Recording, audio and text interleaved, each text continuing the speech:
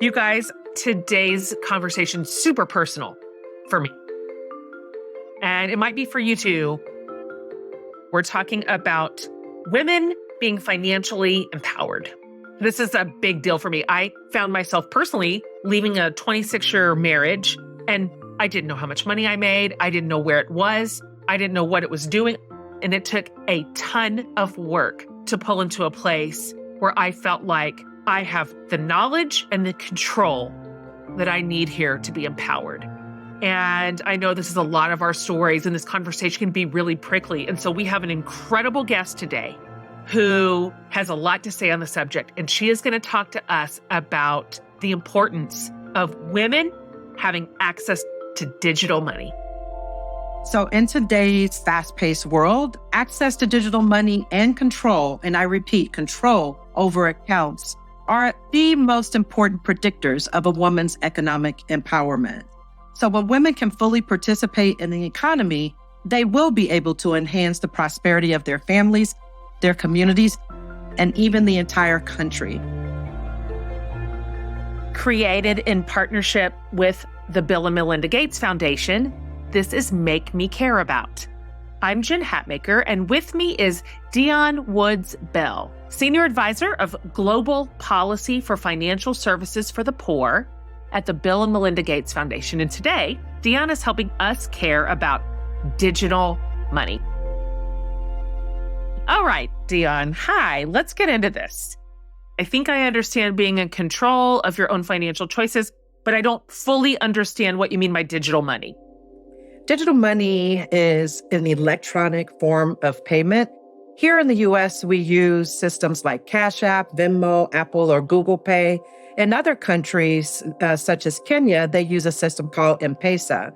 M-Pesa is a mobile phone-based money payment system. And this is central to women's economic empowerment because it's linking digital payments and creating personal freedom, reducing the cost of business, as it were.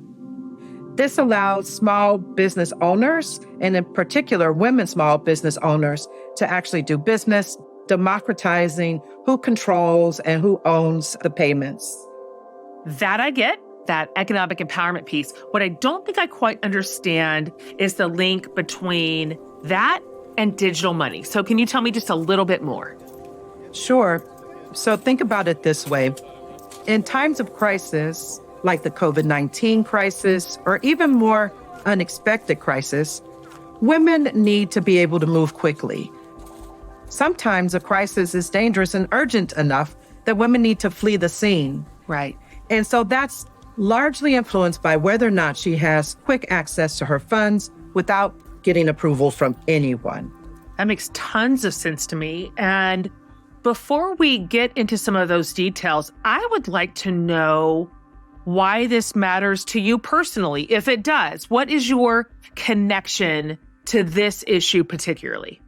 Well, I care deeply because I come from a family and a single mom who didn't have a lot of resources. Yeah.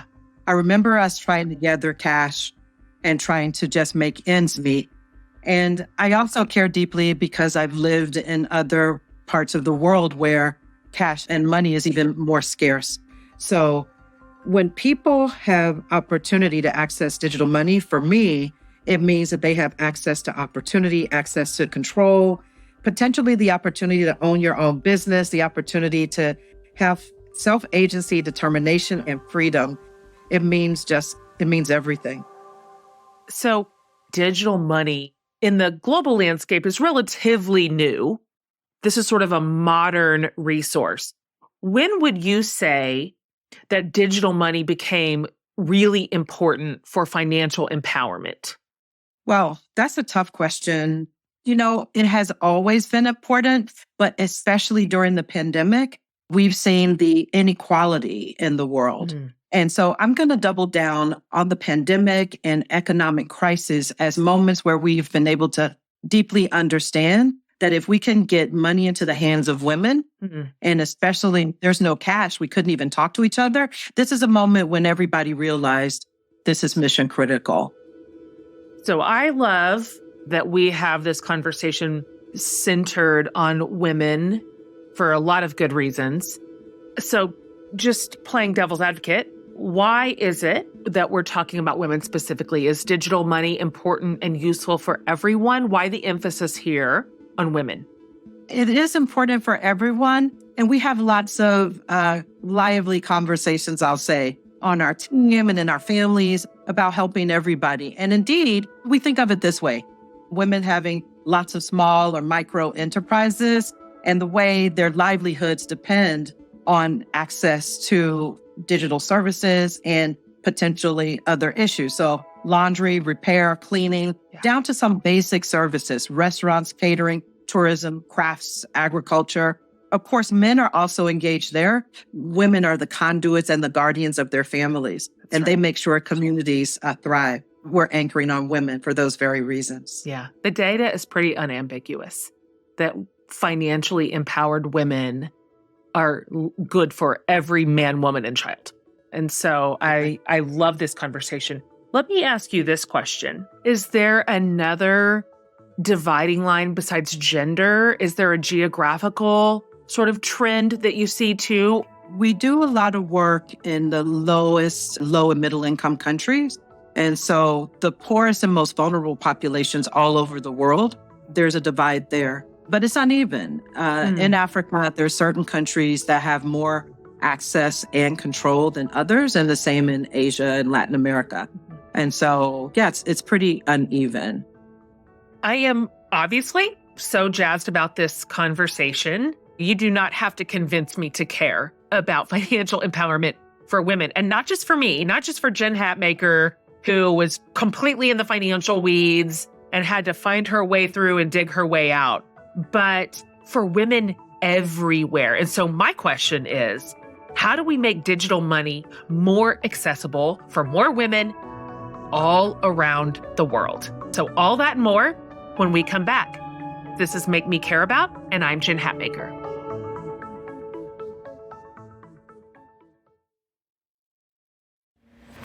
Hey, this is Chloe Lavuezo. I'm a senior producer at the Bill and Melinda Gates Foundation. I've always been drawn to people with experiences far different than my own. I'm grateful to be able to elevate stories of people who reach beyond their limits because it reminds me of how connected we all are, which is exactly what happened when I met Edin Gatesi. Edin aspires to become the first woman cardiothoracic surgeon in Rwanda. And growing up, seeing the impact her mother made as a nurse sparked her vision to make healthcare more accessible to everyone in her country. Edin's journey is just getting started, and I'm inspired to know that the foundation plays even a small part in supporting Edin and others like her who are deeply committed to advancing global health equity. If you're enjoying this conversation and want to learn more about the amazing work of our partners, visit us at gatesfoundation.org and sign up for our newsletter, The Optimist. This is Make Me Care About. I'm Jen Hatmaker, and with me is Dion Woods-Bell, Senior Advisor of Global Policy for Financial Services for the Poor at the Bill and Melinda Gates Foundation. And today, Dion is helping us care about digital money. Okay, I've got more questions about this, Dion, because this feels like a really interesting solution as a lift out of extreme poverty for a lot of people and women and their families. So here's what I don't understand yet.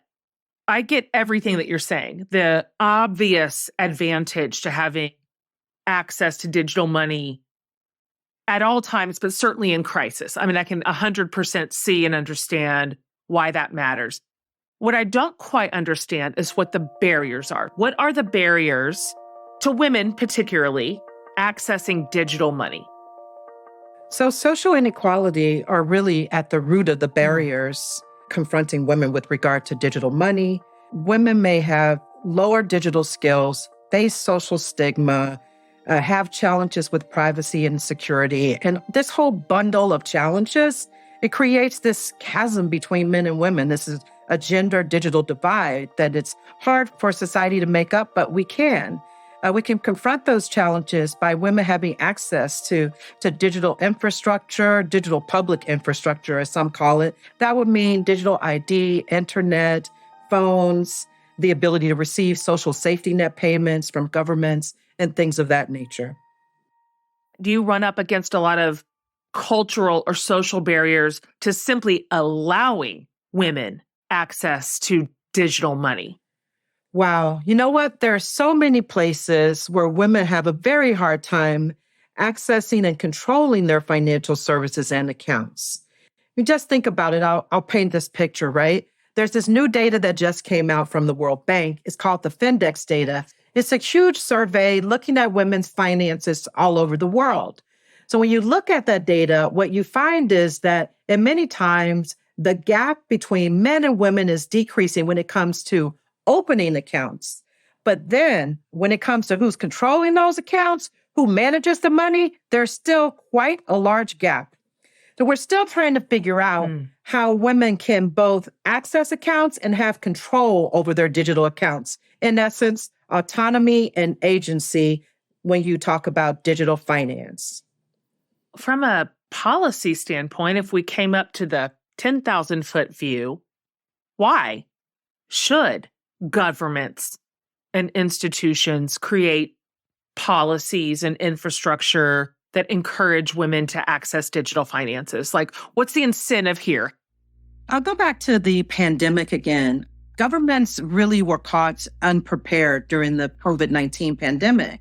And we know that many other shocks are coming. There are economic hardships and even the inflation that people are suffering and the food insecurity issues that we're confronting. And so governments need to be able to craft policies and programs that help families given potential shocks. We know that countries who prepare were best able to navigate the COVID-19 pandemic. We had countries and governments such as the Indian government that leveraged their widespread ID and payment infrastructure to make sure that over 200 million women got payments. So we need to make sure that there's infrastructure to do that all over the world. Wow. Can you give us another success story where you have seen some of these either policies or community education, whatever the operations are, really succeeded, changed a community or a country or a GDP? Yeah. The country of Togo, they were able to quickly ramp up and use digital payments to get money into the hands of women all over the country. And Togo is particularly inspiring because it's a small country and people didn't expect such a small country to move so swiftly. The Togo example shows us that everybody's got the potential. Another titan in this space is Brazil. Brazil was able to pay over 70 million beneficiaries to receive money in their digital savings account. And that was really impressive during the pandemic. It's estimated that 40% of the beneficiaries didn't have an account before the pandemic. So by putting these digital tools into the hands of citizens, they were able to actually solve a lot of problems and relieve a lot of hardship. And then, of course, you get to take those success stories and that data and convince more and more countries to follow suit. What would you like to say beyond access to digital money? Once we sort of drill more into data privacy issues or sort of data protection, because these are things we also have to care about alongside access. If we're not careful, it could also lead to exclusion, repression, or even some very harmful practices. Sure. So then the challenge that we have to rise to is not just building this kind of digital economy or digital infrastructure, but ensuring that we lay a foundation that's safe, inclusive, and secure so that consumer privacy and human rights are protected. So I have a question for you from an organization standpoint. All right. I have kind of two questions here. What does it look like for you to work with governments and institutions in a more grassroots way? I'm curious how you reach and educate and empower the women. How do women discover and learn about access, about possibility, about how to maintain control over their own finances?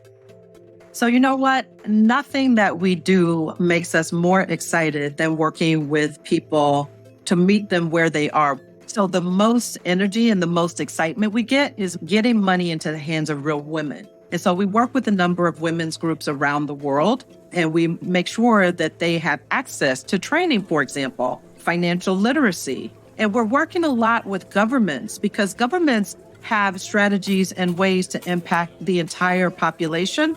And so if you think about it, the examples that I provided reached millions of women, reached millions of families, and helped the country stay afloat during really tough times. And so the way we work is engaging on all those different levels, working with the government to roll out social safety net payments. We also work with grassroots organizations. And that makes us very proud because we know that's what's most important at the end of the day.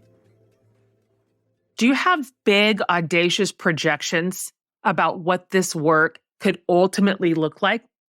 I would say our end game is to increase women's labor force participation, to increase the financial autonomy and decision-making power of women, the agency that women have over their own lives. Time savings. Women are always stretched so thin. They need to take time for themselves, for their health, for their families, to be present. I've loved this entire conversation today. This one is near and dear to me. Everything that Dion said to all of us today, I have known in my heart and soul for decades. I can tell you that I have seen all this bear out in real life. I've been a part of international development work for a long time now, and I'm thinking about a specific example. One of my very favorite women that I met in Ethiopia, who was the picture of financial disempowerment, literally just had no access to money, could not be financially independent. She was the victim of predatory lending, just all of it. You name it, it was a mess. And then she had access to reliable income and had control over her own money, and literally her life changed. She now owns a tea and coffee shop, and she has employees, and she bought a house, and she has completely rebuilt her life. And so all of this matters. It means something, obviously, not just for the women that become financially independent and empowered, but it matters for their children and their families and their spouses and their cousins and neighbors and communities. What is good for women is good for everyone. And so I'm thrilled to have this conversation take center stage, and so excited to see how this work continues as we get to witness more and more empowered women around the globe. Make Me Care About is produced by Jesse Baker and Eric Newsom of Magnificent Noise. Our production staff includes Sabrina Farhi, Hiwatega Tana, Julia Nat, and Kristen Muller. Our executive producer is Eric Newsom, and I'm your host, Jen Hatmaker.